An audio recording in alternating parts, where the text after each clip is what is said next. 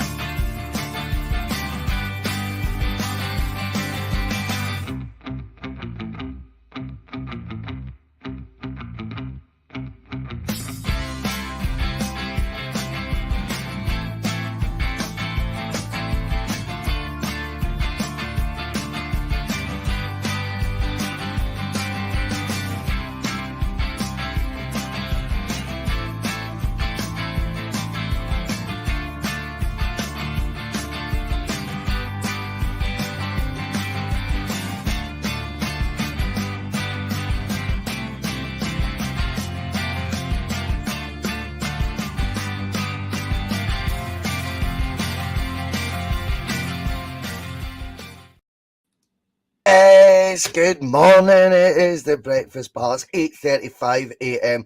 Always choppy in the morning. Joining me is Johnny Logue. What's happening, big man? Morning, yeah, I'm all good, mate. I'm all good. As you said, nice and chirpy. Been up since I had a lie in this morning. Didn't get up till about 6:30, 6:45. What is that all about? A bit lazy this morning, yeah. I've also decided to go with the uniform today, Boycie, because I feel I owe you an apology after my response to you when you gave me your homework last night on your personal message. I thought, on reflection, I thought that was maybe a bit harsh, and I better try and avoid disciplinary action from the boss and put the uniform on. Right. So, obviously, once, maybe twice, I messaged Johnny saying, by the way, go just watch the highlights again because we're going to talk about it tomorrow, right? So it's turned into I give Johnny homework, which obviously I don't. So last night, is there any homework, boss? That was I want you to watch Hearts' last few matches, the highlights from the weekend, and compile a full scouting report on them. He just replied, F off. I was fair enough, mate. Good morning, though, everyone. It is a busy bus already. It's good the brighter mornings, eh? Just puts a wee spring in your step again. Do you know what I mean? Come on, people. We're making it now. We are out of the winter. The winter blues and all that, it's going to be a good summer. I can feel it in my bones. But yeah, we'll get all that good stuff out the road as well. All that good stuff. Do hit the subscribe button if you've not already. The sub count keeps going up, so a big thank you to each and every one of you. It doesn't cost you anything to be a subscriber. If you want to hit the like button and get as many people on this particular bus, this morning bus, then do so. Just hit the like button. Do it now. It takes 2 seconds. If you want to become a Boycie Bus member, like Gary Brown, like Warren's Team Talk, like Celts in the Hill, like Joe Brown, like Ian McIntosh, and so many others, then it's completely optional. It's $1.99 a month, but obviously it just helps keep the wheels on the road. First and foremost, we're just glad that you're on the bus and enjoying the patter. That's what it's all about. John Duncan making his first ever visit to the breakfast show. I think there's a few others that have said Pete Scally music. It's his first ever time in the morning bus. And I think Hoops Boy said the same. So welcome. We're just doing things a wee bit different. I always wanted a morning radio breakfast show. I always thought that would have been good. Bhoycie'S breakfast bar is what it would have been called. So I just thought, oh, fuck it, we'll just put it as one of the names on the channel. Do you know what I mean? That'll do. That's the closest I'll get to being a radio DJ, you know? Anyway, Johnny, enough of that nonsense. Big game again, as always. I like it when they come thick and fast, though, mate. We've got a midweek game against Hearts, third placed Hearts. We've got a 3-0 win at the weekend. Obviously, I know you've compiled your scouting dossier, so you're fully up to speed with their result of the weekend. But yeah, I think obviously the game tonight, we're at home. It's one of those ones. I mean, we score early. I think it could be anything. Gets to half time and it's still 0-0. I still think it can be anything because I just believe in the team so much right now. I think we're on fire. But I mean, any sort of trepidation ahead of tonight? Any sort of nerves? Are you feeling pretty confident? Funnily enough, I do feel confident, especially after I did do a little bit of the homework you gave me last night, very briefly this morning. A Hearts game is always one of these ones that I always think this is going to be a tough game, this. And I think it's a little bit of a myth because I did have a bit of a look. In the last 50 games we've played against Hearts, we've won 42 and they've won 6. And that's in all competitions. In our last 5 games against them, we've got an aggregate score of 13-5 and have scored. We beat them 4-3, 2-0, 4-1, 2-1 and 1-0. So I think that gives us cause to be quite confident tonight, especially as we're playing at home, like, you know. So, yeah, I'm hoping for a 2 or 3, at least a 2 or 3-0 win tonight. Aye, well, why not? Do you know what I mean? Anything to make Robbie Nielsen even more crabbit than he normally is. Do you know what I mean? Imagine him in the breakfast bar. Oof, that'd be a barrel of laughs. Do you know what I mean? Hey, in Cambad at 8:30 in the morning, Robbie Nielsen must be the most crabbit man in the world. I mean, he's just so angry. Do you know what I mean? He must be the biggest whinger in the touchline ever. So I get one right round him is always fun. Do you know what I mean? So I'm looking forward to hopefully doing that again tonight. In terms of the league title, nothing's won yet. I know there's a huge brimming confidence, including from myself, that you know it's a matter of when, not if. But obviously you've got to get the results. You've got to get the results to make sure that when becomes, you know, done. So obviously home games especially expect us to win. But like I was saying on Monday, I think with the record we've got in the league right now as well, Johnny, I mean, 27 games, 25 wins, 1 defeat, 1 draw. We were talking on Monday about record points potentially we could be going for this season. I just feel that no matter what Hearts throw at us, if we're on our A game, which I expect us to be in, which we have been, judging by those sort of stats, right? We've been on our A game the vast majority of this season, domestically, certainly. And I just think we'll have far too much for them in the end again tonight. Albeit, do I think they're the best of the rest in Scotland? Yeah, I do. I think the other teams that have managed to get closer to them, I think I've kind of got closer to Hearts almost in a default way. Hearts had a dip in form probably because there was no pressure on them and they didn't have that impetus to be striving. They seemed to be miles. Oh, there's David. Morning, David. What's happening, son? Sorry I'm late. I've just finished doing all that homework you sent me last night, Boycie. I've got the scouting report ready. I've watched all the games, all the last 50 games. I think my dad just got he beat me to it. He's rattled off all the scores, but it's all right. I've got all the points and XGs and all that stuff. So you're all good. I've got it all sorted, mate. I'm really sorry. I've been up all night with it. I've left the other 45 games for you to cover, David. Don't worry. Great. I've got the. Hang on, I'll just grab my notebook. It was actually Celtic Hearts that I wanted you to do the homework on, so I hope you've been Oh, that's the problem with management. You're never clear enough with your instructions. Aye. Well, apologies for that. I mean, yeah, we're looking at the Hearts game tonight, David, and you're just thinking that right now, I do think they are the third best team in the country. I was saying there before, I think the other teams are all taking points off each other. None of them could put a sequence of wins together, and I think Hearts were that comfortable in third. That's probably been their biggest sort of enemy, that they've probably just got themselves into a sort of area of comfort. Do you know what I mean? Where they've just thought, it'll be fine, and it's actually ended up now. This game means a hell of a lot more to them than what it should. Now, whilst they'll say their season won't be defined by away trips to Celtic Park, that doesn't change the fact that if Hibs were to pick up 3 points tonight, ain't that right, Lee Johnson? They would go within, like, I think it's something like they would be 5 points behind or 2 points behind Hearts, something like that. I need to look at the table, but it's very, very tight up there now. If Hearts were to get humped tonight, so they'll definitely have an extra impetus about them. But as I was saying to Johnny, I don't think it matters what they throw at us. If we bring our A game, which I expect us to, it should be a 3 points staying at Celtic Park. Oh, I'd imagine so. Like you said, like obviously that's their biggest rivals starting to creep up behind them. So they're going to be 2 points. Sorry, David, just check the table. If Hearts were to get humped tonight by us, or even beat 1-0, and Hibs were to, beat Mickey Beale's team, which I think still possible, very possible tonight, that would be 2 points between them. So they'll be playing with a wee bit of extra purpose tonight. Oh yeah, absolutely. And like I'm saying, like if being their closest, their biggest rivals across the city to them, they're obviously going to be keeping that in mind, and they'll be quite that could play two ways. It could either spur them on to try and push for the result against us, or it could be real nervy times for them, and it could put a bit of added pressure on them that they've not necessarily been used to this season, because like you said, they've been fairly comfortable in third. There wasn't really, at one point, it didn't look like anybody was really going to be catching them in terms of taking third spot, but they've taken their eyes off the ball a little bit, and now Hibs could be right behind them. So, but no, I don't think. To be fair, I don't think no matter what Hearts turn up. So if we turn up and we, go full throttle, like we can argue we haven't been going full throttle lately, but let's say we go full throttle, I don't see any other result but a Celtic win tonight. Yeah, I'm with you on that, by the way. But Johnny, it's got other meaning for Celtic as well, because we cannot deny that this weekend is a massive game at Tynecastle, so it's also against Hearts, of course, as well.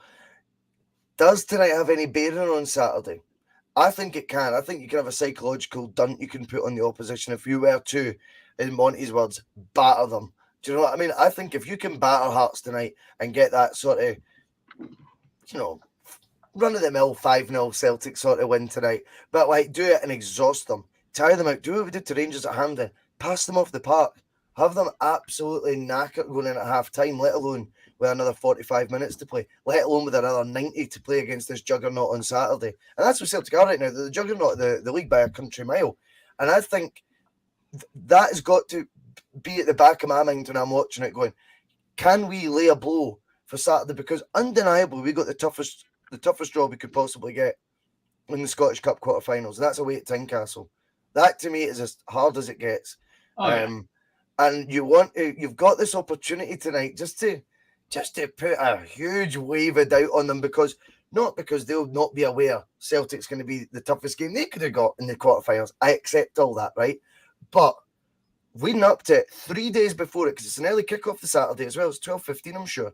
Their lasting memory of playing football was at Celtic Park and us exhausting them, us battering them, us demoralising them. We want to do all of that tonight and set that marker down and just give us that wee extra helping hand going into Saturday. Oh, definitely. I think you're absolutely bang on. We give them a doing tonight, looking for a 4 or 5-0. It's better to demoralise them and then think, Christ, we've got to go and play that lot again on Saturday. So, yeah, I think it's probably got a bigger bearing for them, the result tonight. I mean, if they got a draw tonight, I don't think it would really affect us too greatly for Saturday's game. I think that old adage of one game at a time, one competition at a time, deal with what's in front of you, jump the hurdle that's in front of you. And I think we'll clear that one quite easily tonight. And I think we'll go on to win on Saturday as well. I just think we're too strong. We're too strong for anybody in the league as things stand. And I don't see that changing any time in the near future, to be fair. Aye, it's interesting because I can see Ian McIntosh in the comments, and welcome on the bus, Ian, as always, mate. Good to have you on. And he's saying, I just want the 3 points. He says, I'm not looking ahead. I think that's a player's responsibility not to do that. I think we're allowed to look ahead. I think that's, we're not on the park. Do you know what I mean? I think we can look ahead as much as we want. And I was watching Open Goal last night, and Andy Halliday obviously plays for Hearts. Andy Halliday. I'll never get sick of singing that. Brilliant times. And he was saying basically, if I was to pick one to win, I'd pick Saturday. Now, that's a Hearts player saying that. So that tells me that's coming. That's how they're chatting in the dressing room as well. Does that mean he's alluding to the fact they might rest players? They might go a wee bit weakened on Wednesday. It certainly tells me that the mindset is all eyes are on Saturday. I don't know how impressed his manager will be with him saying that on Open Goal, because I was like, But as I'm just saying to you there about the league table, David, I'm like, third place gets you almost a guaranteed group stage spot. Do you know how financially rewarding that is for the club? Do you know what I mean? Like, that's massive. The Conference League made them £3-4 million this year alone. Do you know what I mean? That's massive for a club like Hearts. I'm just sitting there going, I wouldn't be wanting it publicly getting said by my players. Unasked as well. He wasn't even asked. He just decided to pitch up with it. He goes, if I was to choose, I would want to win on Saturday and not Wednesday. I thought, that's the wrong vibes to be given off as well, because every single Celtic player right now is going, I want to win tonight. Or, if they were saying it last night on Open Goal, they would say, all my focus is Wednesday. And it's a different mindset that when you hear a player saying it. And I don't know if that we sort of like look behind the curtains there, David, is where Hearts' mentality might be. And if so, Lord help them, because they'll be for it tonight. Well, first of all, in the wise words of Hardy, who cares what that guy has to say? Who cares what he has to say? That if this guy's throwing about comments about top X referees and we shouldn't care what he has to say, then I don't think there's much to worry about what he has to say either. But he likes a lot. He does say a lot, and saying things like that, surely it isn't going to go down well in the dressing room. Never mind even just the coach or the manager. Like, he's almost given away maybe a bit of the game plan in terms of what he and maybe some of the other players are concentrating on. Well, it sounds half-arsed, doesn't it? It sounds we'll probably not beat them in the league anyway, so I'd rather make sure we win the cup. Stop saying winning the treble. But stop saying winning the treble. Right, okay, well, I bet you that thought crossed his mind. You've got to guarantee. I mean, if you beat us on the weekend, you're keeping that gap between you and fourth place. So you're you're getting closer and closer to guaranteeing your club a European run, whether it's the Europa League or the Conference League, which is being brought in for specifically clubs like Hearts and Hibs and your Aberdeens. Try and give them a better chance of a European exploit, but or you can you'll give that up to stop it.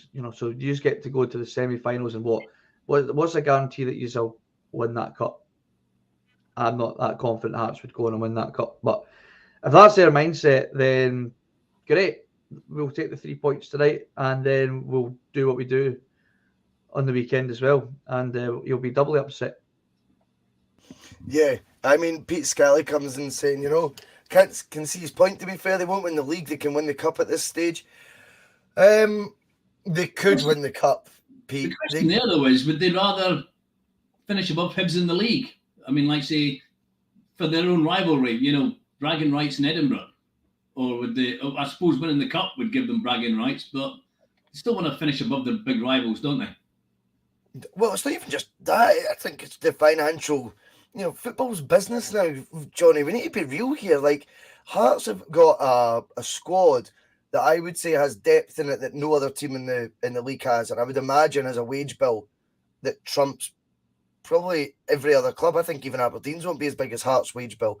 That has to be supplemented by something, and the way it can be supplemented is with group stage European football. I appreciate, they finished third last year. They had a chance at the Europa League, believe it or not. Obviously, they lost the playoff round and they dropped straight into the Conference League, which is an amazing safety net for a Scottish club to have. You're looking at that from a business point of view. You're going third place every day of the week. It's a microscopic version of the top four in England, right? Do you know what I mean? Where all the clubs, Johnny, want to finish in the top four rather than win the FA Cup. The reason for that being financial rewards that come with it. Football is a business now, and I think, Hearts' priority should definitely be finishing third with that conference. Because we've got the coefficient again this season, which I know is going to probably drop off again next year, but the Champions League revamps again, so I'm not sure what the permutations are for the Conference League clubs. But what I will say is, whilst we've got the coefficient in place, again, the points are in the bag for come the end of this season. That safety net of guaranteed Conference League group stage football, they've got a lot to be playing for tonight. Do you know what I mean? No, they can't afford just to go, nah. Do you know what I mean? As long as we win on Saturday, I think that mindset fascinates me. And as I say, he wasn't asked, like, would you rather win on Wednesday or Saturday? he just piped up with it. And I thought, I don't know what to make of that. The one thing, though, if we focus back on us, Johnny, is Ange wouldn't even have mentioned the Scottish Cup yet. He wouldn't even have mentioned the Scottish Cup fixture with Hearts yet. He's not looking that far ahead. He looks at the next game, and he has them. What was it Jota said? He has them nervously. What was it? What was the term he used? He says, I wouldn't call it anxious. I'd call it nervously excited or something. What was it he said, David? It's excited anxiety or something like that. Or something like that. Nervous anxiety. Something like that he described it as. That's where the team were at. And yeah, because he said he wouldn't call it pressure, he'd call it nervous anxiety. That's what it was. And that's where we'll be at for tonight. If we're feeling nervous, anxious, then so should they. They should be focusing on tonight. But I just think when you get wee insights like that, it tells you that tonight the most professional club in the country will get the job done. Oh, definitely. I think so. Yeah, it's like you just said there. I mean, it's an old saying, and we've said it for years. You know, one game at a time, and that's literally how Ange's looking at it. You know, you can't win the game on Saturday tonight. You win tonight's game tonight, and then you concentrate on winning Saturday's game at Tynecastle, which is going to be a tough game. There's no two ways about it. We do know, or I would suggest anyway, that Hearts will put out the strongest team for Saturday, but that's not to say that they're not going to put it out what they consider the stronger team for tonight as well. But they'll definitely have, because it's a one-off game. So, you know, there is no recovery from losing a cup game, as we all know.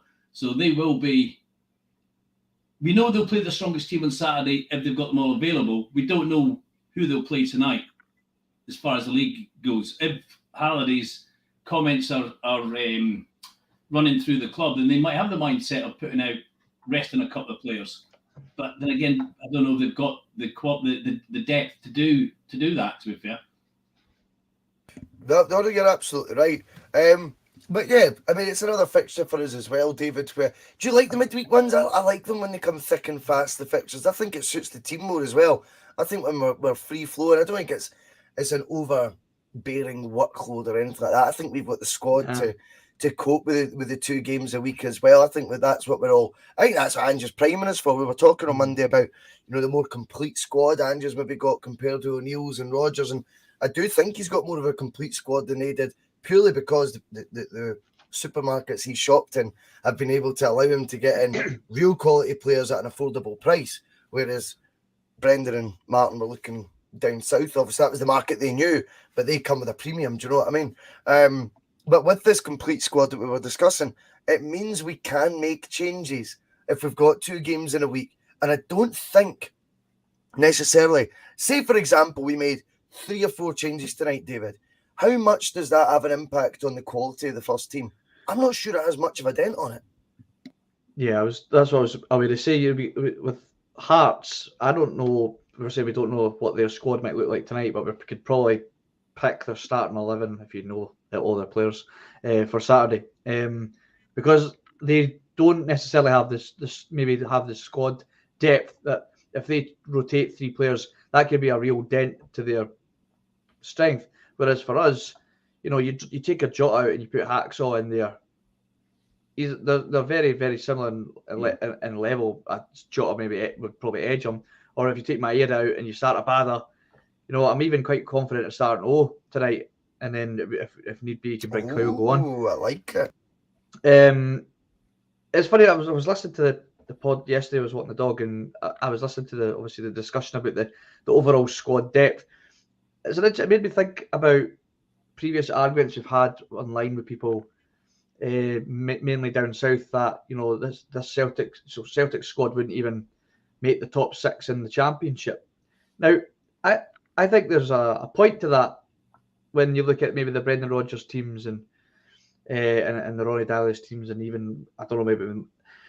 And the way I look at it is because of the amount of fixtures that are in that championship. Whereas we maybe never had, in previous squads, had the depth that could deal with that amount of definitely fixtures. Didn't. Whereas now, I would be fairly confident that Ange's Celtic squad would do pretty fine in the championship, because he's built such a strong squad that we would be able to deal with that kind of rotation. Hence why I think tonight we could see a bit of a rotation and we'd be probably absolutely fine. I don't know if that made much sense. Talking about the championship, it's like every 3 days, they play a game, and they have to have quite a big, strong squad. And I think maybe looking at Brendan Rodgers' squad, for example, very dominant up here, but they may have struggled in the Championship just because of we had a really strong, solid starting 11, but there was a bit of a drop in quality on the bench, whereas an Ange's side would probably more than capable of coping with a Championship schedule. If the Scottish Premier League was like the Championship in terms of as many 46 games, we would do. I think we'd manage that pretty comfortably. I don't know whether that could be said about, say, Rangers or Hearts. Yeah, I think he's absolutely right in terms of the squad depth we've got. We've always had big squads, Johnny, but there's notable first team 13, 14 players, and then like the guys are subs. Whereas I think right now it's hard to sort of decipher. For example, when you look at the front three, I think Kyogo's a stick on. Yeah, it's fine, but I think when you look at the wingers, for example, is Abada really a drop off for Maeda? 12 goals, 12 assists this year? I don't think so. Yeah, he's predominantly used as a sub. Yeah, I don't think there's any harm in him starting, for example, tonight. I wouldn't even bat an eyelid if he was starting tonight. Do you know what I mean?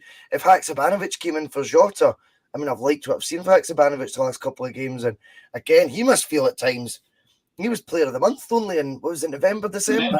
November, yeah. He was the player of the month of the country, and he must feel like, okay, it's been a strange season for me, like the lack of game time he's had. Obviously, injuries played a part in that as well. But again, he's someone that if he starts, I'm okay with that. The one that's interesting as well, and I don't think this is where Kobayashi is going to, find out how difficult it is here, because Ange is very reluctant to change the centre half partnership. They're unbeaten domestically. You can see why, though. I think Starfelt's really came onto a game, personally, by the way, of late. I think he's proven my doubts I had of him. He's proven to be wrong to an extent so far. Do I think he's in Cameron Carpet Slippers League? No, I don't. No, I don't. But I tell you this, I think he's far, far better player than I thought he was. I've got to be honest, he's a better player than I thought he was. And that partnership is the foundation of everything else that Celtic go on to do. And Ange proved last season he was very reluctant to sort of mix that up at all. And Kobayashi might just be the one that you might look at tonight, right? The optics of the fixture at home, it's a midweek game. We've got a huge semi-final at the weekend. Maybe this would be perfect to take one of Starfelt or Cameron Carter-Vickers out and get Kobayashi, firstly, minutes in his legs, and secondly, give one of the main two a rest. But I don't see him doing that with those two. I think that partnership is that is cemented, and that's if they're both fit, they play. Yeah, well, you can see that as far as Starfelt and Cameron Carter-Vickers went, that was the one position that Ange did not mess about with last year. That and possibly the Joe Hart and goals. But when we talk about the squad depth and the change we could make, I think there's only really one position in the team that is weakened if the main man gets taken out, and that is goalkeeper. Especially because Seagra's still injured. Or is he just not getting a look in? He'll get a look in there. He's definitely fit. It's Bain that's been on the bench the last few games, isn't it? Yeah. Yeah. So I think that's the one position where we have quite a major drop off in quality is in goal. We've already discussed that, and we reckon that we'll be looking for a new goalkeeper next year. I'm not sure what's going on with Seagra's, whether it's the injury or whether Ange has decided after a closer look, I'm not looking at him. But to go back to what you were talking about, we could chop and change that team a little bit for tonight. And like you said, not bat an eyelid. Haksabanovic, I'd like to see Haksabanovic getting. I think it was David Kelly put on earlier on there. He'd be quite happy to see him as well. He's a quality player, and I'd just like to see him get a bit more game time to get time in his legs and get a bit more. I almost going to say confidence in him. I don't think he lacks any confidence, to be fair. I think he just needs to get in a bit of game time, and he might start putting away one or two of those half decent chances that he had, especially against Rangers in the cup final there. But no, there's no real panic when we see a change in the teams. But the one position he won't mess about with is centre half. He won't. I don't see him taking out Starfelt or Cameron Carter-Vickers in any way, shape, or form at any time. No, me neither. At the end of the season. No, I agree with you. I think unless the league's sewn up, do you know what I mean? And we can afford to make a couple of changes in the league fixtures that are remaining, then fair enough. But I mean, Charlie McGarvey comes in, and good to have you on the bus, Charlie. Good morning to you, mate. He's saying you have to think that Kobayashi, Haksabanovic, Abada, etc. will eventually have a word in the agents here regarding first team football. Well, this is it. I think it's a good question to pose, Charlie, because I think there's two sides to it. I think yes, I think it's natural. I actually think it'll be the other way around, and you're saying no, Charlie. I think it's very much now the agents who actually start these conversations, believe it or not. I think it's the agent that goes to Leo Abada. Oh, you know your worth. You should be playing. If you're not playing, tell them you want to improve terms. You're not going to sit on that contract and not play, for example. That's hypothetical. And yeah, there is a few players that you're talking about there, Charlie, that aren't maybe getting as much game time as they would like. However, conversely, I also think when you sign for Celtic, you're told that you're part of a squad. That's how Ange sells it to you. And I think the second you upset that apple cart, you start going, oh, how come I'm not playing? I mean, I don't think someone who's motivated to play. I mean, show me a player who's happy sitting on the bench and I'll show you a sub. Do you know what I mean? I think that we've got to look at that as well. I don't think Ange wants people content just sitting out week in, week out. But I think if they were, there's two sides to it. I think if they're going, Gaffer, by the way, just so you know, I'm feeling good. Do you know what I mean? Any chance I run out, whatever, as long as it's been approached in the right way and it's not every single week, I think that would be quite refreshing to Ange because it shows that they're still up for it, they're still working hard, and it's got to be about what their body of work on the training ground as well. I think if they were to kick up a fuss about the first team, I think we've already seen what happens, Charlie. It's a swift cheerio, and we're on to the next one. I think the players probably got stung a wee bit in January. David, they were maybe a wee bit shell-shocked at the swift departure of the likes of Giakoumakis and Juranovic. I mean, that would have been unthinkable last summer. Do you know what I mean? For the first team, although I had suggested that Juranovic could go last summer. But I think Juranovic and Giakoumakis leaving would have left the squad a bit shell-shocked and thought, fucking hell, do not cross the boss. Do you know what I mean? So, yes, I think you're right, Charlie. It's human nature. If you're a footballer, you're going to be wanting game time. If you're not getting it, conversations with agents will happen. But if Ange gets a whiff of it, like he did with Juranovic, see looking at the exit door, sound, he'll get the replacement in and he'll swiftly say bye to them. I think that's how it'll go. Yeah, well, I just had a wee look there. I mean, I'm pretty sure I heard the commentator say that Abada's Ange's most used sub this season. Right. But he's, overall he's played 38 games for Celtic in all competitions. I think 39 now. I don't think that's been updated. In all competitions so far this season. So he's getting plenty of game time. Whether it's a start or not, I don't think it necessarily matters as much anymore in this Ange side. Yes, from an optics point of view, from a fan's side, when you don't see a player start, you kind of go, he's obviously not in favour. But I think, like you said, Ange has sold Celtic as a squad. It's a squad game now, and whether you're starting or you're coming off the bench, you're very much a part of this winning machine that I'm creating. And you might need to come on at half time when we're struggling against a stubborn St Mirren side and change the game for us, which is just as important as you starting the game for us, if not more important. Totally, mate. Maeda, you're useful in some aspects. However, a team is going to be stubborn as that we can't use your attributes aren't working against the side. So we're going to bring on Abada or Haksabanovic. You're going to unlock this key for us because the key that we've used just now just isn't working. Yes, do these players want to be starting every game? Of course they do. But I think they've got, Ange has groomed this mindset into the players into going, just because you're on your bench doesn't mean you're any less important to me than a Maeda or a Jota. And I think the players have bought into that. Haksabanovic, for example, he made it quite clear in his comments to the press, maybe a bit diplomatic, perhaps, just saying, it's just, it's great competition being here and it only makes me a better player. So if I need to bide my time on the bench and come on mid-game, then that's fine. That makes me a better player and I'm happy to do that. But I think Haksabanovic is the kind of player that plays with a chip on his shoulder, a bit of an attitude on him.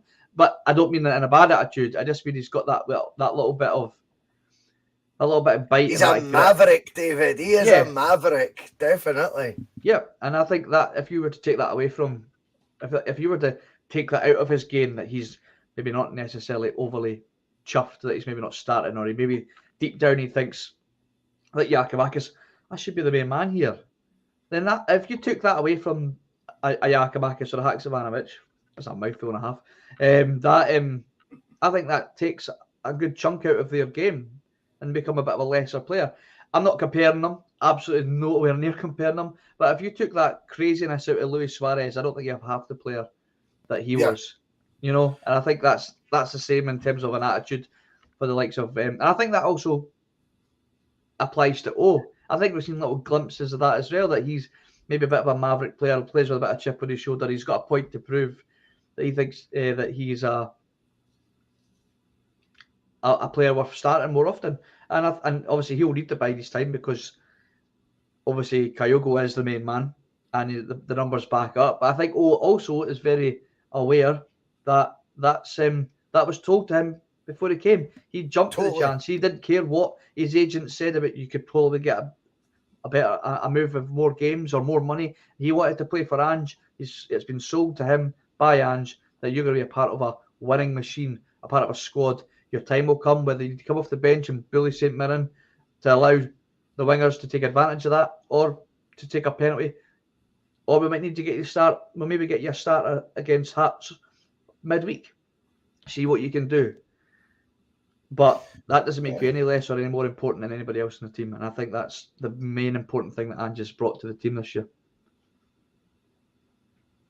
Well, yeah. I mean, one of the things about the squad game as well is, let's be honest, when you're playing the type of football that Ange is playing, Johnny, the 5 sub rule, for instance, is played in our hands. Let's be honest, right?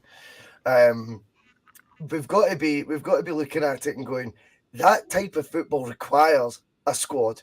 You cannot just go with 11 guys you can hang your hat on to play Ange ball. I know that's not maybe a term that's as in vogue these days, but it is a style of football that is pretty demanding on the players, to say the very least.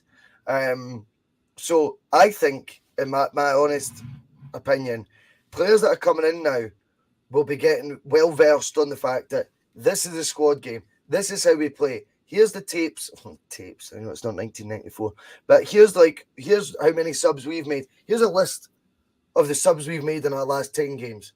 And the players will be looking at it going 3 subs, 4 subs, 5 subs, 5 subs, 5 subs, 4 subs. Do you know what I mean? And going, there's plenty of opportunity for you, right? Just because no one's going to come here and sign for Celtic and walk into our starting lineup unless you're Alistair Johnston. Do you know what I mean? He has. I mean, he's been here for about 10 years, it feels like. But undeniably, when you're looking at the way Celtic play, we need the big squad, and you need guys that buy into that philosophy. I think you've got, in Giakoumakis' case, for example, just to quickly go back to a guy that was scoring with a better goal rate than Kyogo and felt he wasn't getting a fair crack of the whip. I kind of agreed with him on that. Whether Kyogo's a better player or not is by the by. I think when one wasn't performing and the other one was, it was probably only fair that the one who was performing got given a fair crack. He wasn't. He kicked off. He got upset. We said bye. I think in the instances, though, of these other positions that we're talking about, I look at Haksabanović's body language and he comes on, Johnny. He doesn't strike me as a player who's cheesed off. He's not starting. He strikes me as a player eager to impress, but with the right attitude. And I think if he starts tonight, there's Monty saying, Haksabanović to be man of the match, 2 assists and a 4-0 win. I would love to see him get you start tonight. I'd love to see him have that impact and give Ange the headaches, boy, because he can handle them. And the best headaches to have as a manager. Do you know what I mean? I don't think it would give Ange a headache, to be honest with you, because we've seen times in the past when Kyogo's gone off and Giakoumakis came on and scored a couple of goals, bang, back on the bench for the next game. So I don't think even a performance like that would give Ange a headache. If Ange wanted to play Kyogo ahead of anybody, or Jota or Maeda ahead of Haksabanović on Saturday, even if Haksabanović came on and done that tonight, he would still play the ones he wanted to play on Saturday. It would. So I don't think it would give Ange a headache. I don't think he does headaches, to be honest with you. But going back to the squad thing there, I think when Ange is buying anybody, I don't think he tells them, look, I've got an 11-man team. He has a 16-man team for a Saturday. I totally agree with that. I don't think he even considers it a squad. It's a 16-man team. There's a good chance you're going to get on because, like you just said, I use my subs because players can't maintain the level of performance for 90 minutes that I demand, not want, that I demand from my players. And so they need to get taken off and I need to refill the tank. And so that's So they're all well aware of it when they come in. Now, whether it's like everything else, I've always said, you can sell somebody something like that and they say, oh, yeah, that's great. Yeah, no problem with that. But if the reality turns out to a Giacomakis situation, then they start thinking, well, I was quite happy with it to start with, but, I'm a bit pissed off with it now. So now I think I'll go and play for some American team where I can get a game once I get my visa sorted out. He will pull up trees in that league, though. I've got no doubt we'll be looking. I can't believe a decent highlight reel. Team in England didn't come in for him. I thought an Everton would have come in for him, to be honest with you. At that price, so affordable. Exactly. So affordable for an English club. I know, I agree with you, but it just shows the ignorance towards the league. It does. David, Charles raises a brilliant point. This was going to be one of the talking points before we sign off today, so we'll bring it up now. It's been a week of anniversaries, David, or landmark moments, because I don't know if you've noticed, everyone's celebrating the 2 years to the day since the COVID title was won. Woo! Well done, guys. 2 years they've been they're calling it an anniversary in that now. I'm like, what is it with these people? Like, they've lost the bloody plot. I mean, I don't know if you heard anything of Clyde won this week, guys, but Roger Harrow, who's normally a very diplomatic journalist, it's quite obvious what side he's bread buttered on. But notwithstanding that, he seems pretty balanced normally. Like, I heard it live and I thought, wow, that sounded staunch. And funnily enough, Tam Selleck's son must have been listening live, and Tam Selleck does not miss. And he thought the same as me, and he just snipped it and put it on Twitter. And I was glad he did, because I thought that at the time. And he's just like, it's tomorrow, it's 2 years till the day since Rangers stopped the 10, went on to win the 55. And even the way he said it, I was like, why do you need to throw 55 into everything? And 2 years to the day since you've won a league. Nobody cares, mate. Like, when have we ever celebrated 2 years since we won 9 in a row, which is a far bigger achievement, by the way, than stopping a 10, right? That landmark, fair enough, right? Well done, boys. Well done. But it's a landmark of our own. A landmark of... So I was going to say, don't forget, it's 100 days since the Mickey Beale revolution kicked off as well, apparently today. Is that another landmark? Is it? Fucking hell. Oh, I'm sure you can give you a half an hour chat about it, Johnny. Do you know what I mean? Because somewhere in the UK right now, Mickey Beale is talking, right? I guarantee you that. But he talks in his sleep. But David, Charles Smith saying, the important landmark, 100 games under Ange it will be tonight. Ange had obviously the very cutting reply, I think you'd have got pretty good odds of me making it that long, mate. Do you know what I mean? And it's been 100 games of utter bliss. Well, 93 games of bliss, we could say. Do you know what I mean? The first 7 were a wee bit ropey, Ange. Fucking, do you know what I mean? Had me shiting myself. I got found out for being a bedwetter then, I tell you. But, it's been 100 games. What 100 games in terms of Celtic's next 10 years, the foundations have been set by these 100 games. We've got players on huge term contracts that we never have heard of, long-term deals that are playing football that excites the fans. We've got trophies back in the bank. We've re-established ourselves as the top team in the country by a country mile. We've got them becoming a cup team now already, having, when he took over, they'd won the league by 30 points or something. We're back in the Champions League mix. We're going toe-to-toe with Real Madrid's. These 100 games that have been Ange's been in charge of, I tell you what, he might want a hell of an impact in those 100 games. Here's to the next 100, David, because who knows what we'll be discussing in another 100 games' time. Yeah, I mean, it's been the quickest 100 games of a manager's career ever, I feel, anyway. It's just blown past. I couldn't believe it's been 100 games already. And every game, well, not every game, but most games, it's just been goal after goal after goal. It's just been absolutely crazy. He's completely transformed the team, the club as well. Like, the way the club's been operating is, I'm 100% convinced it's all down to Ange Postecoglou. He's came into this club and he's just went, what has been going on in here? And he's just taken the reins everywhere. It's like, don't you worry, I will sort that. I'll do it myself. I don't need you to. I don't want somebody doing it for me. I'm going to do it, because in 100 games time, you're going to see the fruits of my labour. And I mean, there's just it's difficult to describe almost how ridiculous the job that he's done is. And I think Mark mentioned on the pod yesterday that he can't believe that he's never been touted as a director of football. Well, I hope Celtic have plans in place when he decides to give up management, and we get him in here as director of football, because I think the way he's got the club operating now really is how Celtic should be operating as a big club. Like you said, we're now competing at a level that was unimaginable 2 years ago.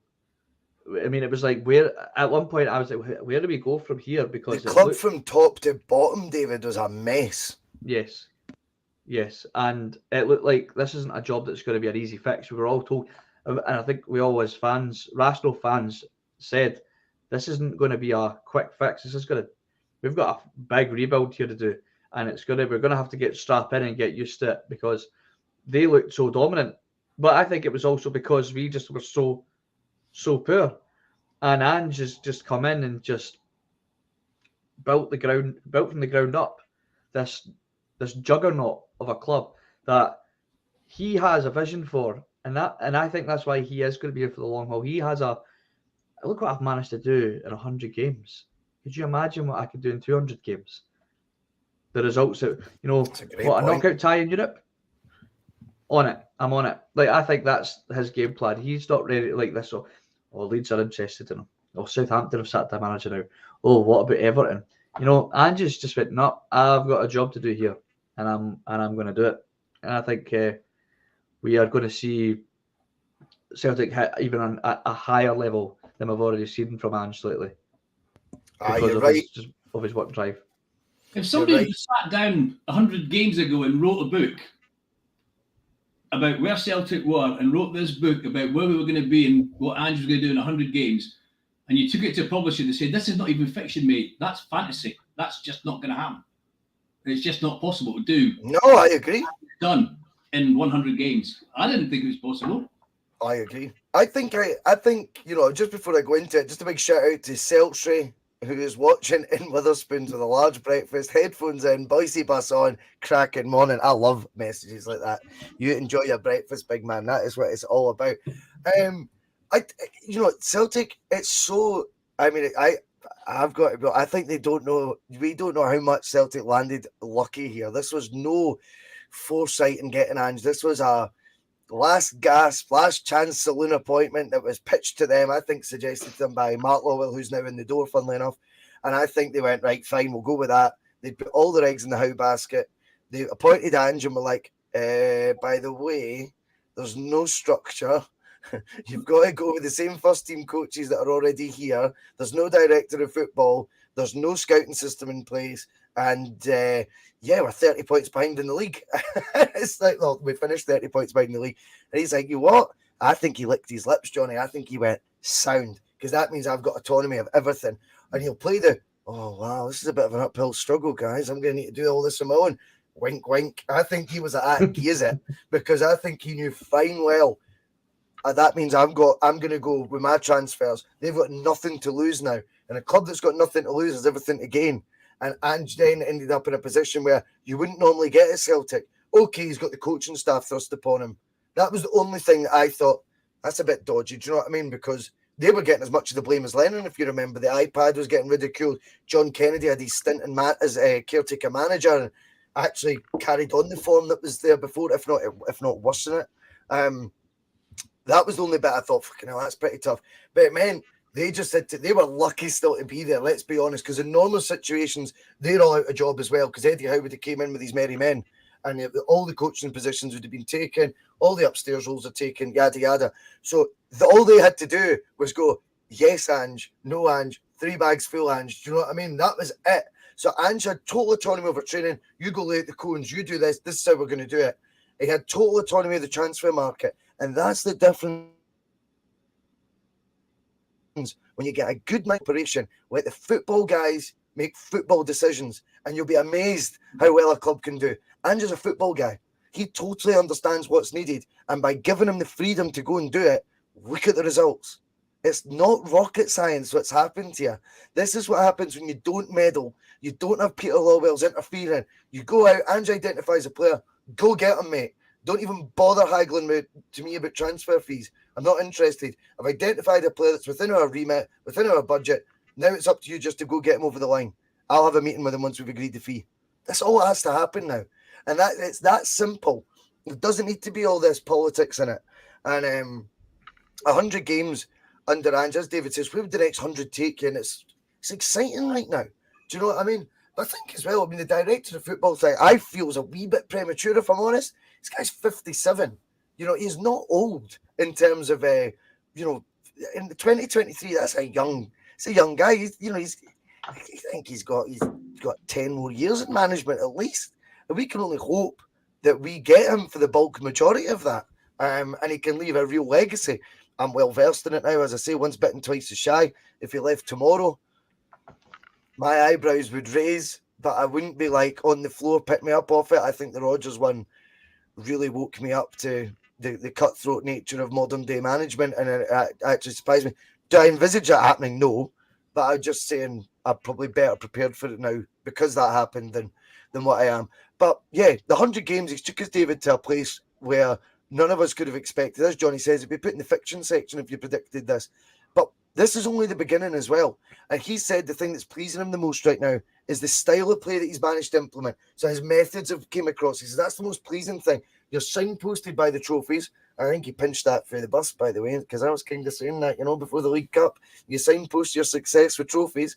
And he said that yesterday. He says, but the most pleasing thing for him is the fact that the team are now beginning to play the way he wants. He says, but the thing is with targets for me, he says, I always get one and I get close to it. And then when I get close to it, it seems to get further away. And what he's saying is the target's growing. Do you know what I mean? The target that he's after is getting more and more ambitious. And that's why, and that tells you the psyche of a manager who's got the drive and the will to take this club as far as he possibly can. Yeah, well, excuse me. Is Eddie thirsty, son? Oh, clear my throat there, sorry. The thing is, Ange comes across to be very much the case of if you're not pushing forward, you're very much standing still, or if not going backwards. And I think that could almost be the case of what Celtic were kind of going through for the last kind of 9 years. We were almost we got so used to, the trebles and stuff, and it was like, right, well, we're not pushing forward to the next stage. And eventually you're just kind of standing still. And now Ange has alluded to the fact that he has targets and he'll push forward for those targets, and then he'll then move on to the next one. And because if he doesn't do that, then he will end up kind of getting bored and a bit fed up. And what's the point of having all that drive at Celtic if you're not going to push forward? And he's got the vehicle there that is capable of doing it, so long as if he's backed in doing so. So I think Ange's, like I said, I think he's here for the long haul. I don't see why he would want to jump ship anytime soon, and he's made it pretty clear that he's not planning on doing that either. That's the difference with Ange. When he said he doesn't, when he says something like that, and we've heard it in the past when managers have indicated that, yeah, I haven't signed this long-term contract, but I've got no plans to go anywhere. I'm here for the long haul. You'll be surprised how long I'm going to be here for. We normally take that with a pinch of salt from somebody, but when somebody like Ange says it, you think to yourself, yeah, I trust this guy. He means what he says, I think, even without the long-term deal. And everybody knows I'd like to see him on that long-term deal, if for no other reason than they put him in the top 5 of manager transfers when the horrible day does arrive. But I think when Ange says that, I think there's weight behind it. I hope I'm not being naive, but I do think there's weight behind it. No, I don't think you're being naive, mate. I don't think you're being naive. I'm in the exact same. I'm just saying, from my point of view, I think thanks to Brendan Rodgers' departure, I'm more mentally prepared for that happening again in the future, Johnny. Do you know what I mean? I'm more in a mind space where I'll be able to handle it better. That one rocked me when Rodgers left. Rocked me. I just could not believe that he was doing it in the middle of a we'd never seen a Celtic manager leave of his own free will mid-season ever in the history of the club, let alone someone who'd released autobiographies through the Celtic channel. Do you know what I mean? So I was really, really shocked at that. But anyway, that aside, doesn't matter. What we will say with that is it's another door that's opening for Celtic, right? And I keep saying this, everywhere we turn right now, David, doors are opening for Celtic and doors are slamming shut on our rivals' faces everywhere they turn. We open one door and we go, Champions League music, I can hear it. It's coming again next year. You open another door and it's Ange on it. You know, saying, I'm here for the long haul. You open another door and it's 15 subs that can all play in the first team and everything looks rosy in the garden. You open another one, we've got 50 million cash reserves in the bank already. You know, we've got assets all over the pitch. You open another one and it's just us playing football. And the sight of us playing football is beautiful because it's proper Celtic football. There's another door we've just opened, David, and it's one about former players. KT, remember him? Well, he looks like he might be going to Newcastle United. That's the latest link this summer. The links are getting stronger and stronger. Arsenal do have him as a player available for transfer. A minimum sort of fee, ballpark fee, would be around £30 million. That would mean another, it's 15% sell-on fee, I think it is. What's that? Another £4.5 million in the kitty for a player that you sold for 25 million. That would take his overall sale just shy of the 30 million mark for a player from the SPFL. Not bad business, is it? No, it's brilliant. It's funny because I do remember when, I don't know who I was discussing it. It might have been on the bus. It might have been off the bus, but I remember discussing the Kieran Tierney situation, and I remember saying, like, I've got a weird feeling he would just suit Newcastle. He just seems the kind of player that Newcastle could go for, like, in terms of strengthening their defensive line. At Kieran Tierney's, it looks like he's maybe starting to be out of favour at Arsenal, and it looks like ITL was right again. So, so it looks like if he does head to Newcastle, that's brilliant. Bit of business again from Celtic if they've put another 15% sell-on clause. I think there was questions asked if that was even true this morning, but I mean, I'm pretty sure. The one thing about the board, one thing you can say about the board is they will make sure that they protect themselves. There's a release clause. There's always a sell-on clause. They won't let anybody leave without a sell-on clause. So I mean, from Virgil van Dijk to Wanyama to Moussa Dembele apparently had one as well. I'm sure Edwards will have one. We'll get much for that one at this rate. But as for the Kieran Tierney one, yeah, that's just another door opened up for Celtic to put into the cash reserves. It's just another positive note added on to put on top of our rivals who, of course, will just be loathing at their players are leaving for nothing, and we're still getting money for guys that left 4 seasons ago. I thought Frimpong as well. Yep, Frimpong as well. I hadn't thought of that one. Frimpong are talking 50 million plus to Man United. Oh, easy, mate. He is one of the top performers in the Bundesliga and has been pretty much since he got there. I think when he left, I think we've always kind of said the sky's the limit for him, and the Bundesliga has been a perfect move for him. And being Dutch will only be making the link to Man United even stronger with Ten Hag at them. And he's the type of player that, you know, I had said I'd have loved to have seen Frimpong in this Ange team. Well, Ten Hag has a very similar style of football. You've got his Ten Hag ball, as they're coining it down there. I think Frimpong will thrive in that Man United side if he goes there. And if it's a 50 million transfer fee, you know, if we've got 10, 15, hopefully 20% added on to that, then it's just cha-ching, you know, bring it in. Yeah, but going back to KT, I actually thought it was a 20% sell-on we had for KT. Because I think if you remember, he had at least 4, maybe even 5 years left on his deal that he'd not that long since signed. 3 or 4, had 3 or 4 years left, definitely. For once, we were actually able to play a bit of hardball because it dragged on a little bit the Tierney transfer, didn't it? Because Celtic wanted most of or all of the money up full front. Fee up front. They got full fee up front. And I think they were also haggling over the amount of the sell-on clause. And I thought it was 20%. It might have been Celtic wanted 20% and settled for the 15%, but 20% is in my head somewhere. But either way, it's decent money for selling on a player who, like you said, left us, 3 years ago now? Aye. I mean, it's just, as I say, it's everywhere we turn. You know, you're looking at players that have left and you were maybe sad to see. I mean, well, I was sad to see KT go. I can't deny that. But, you know, you just think, you know, what a nice wee sweetener that is in the deal that he's not getting his game at Arsenal, which beggars belief at times, but tells you they must be in a very good space right now.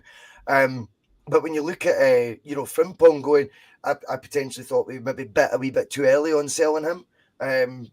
But again, if you've bought someone for 450 grand and someone's chucking 11 million pounds at you, you go, it's hard. You know, you do the maths and you go, I know what you're saying, Boycie. It might be the wrong time, but that's one hell of a profit there. Do you know what I mean? To turn their back on, and you never know what injury and stuff could happen.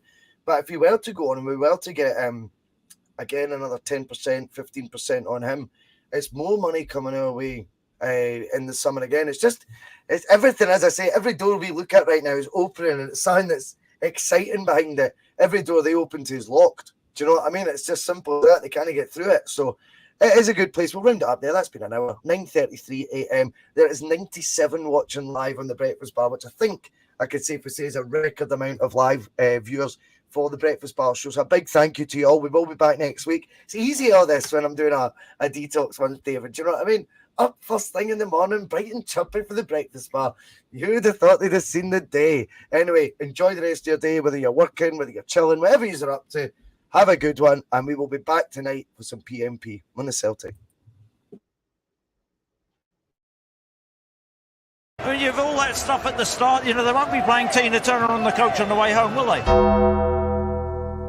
Some of his comments about me deliberately trying to cause controversy. Well, I work in the media now, and you've got someone sitting there next to you who's an embarrassment to the media profession. He's an apologist.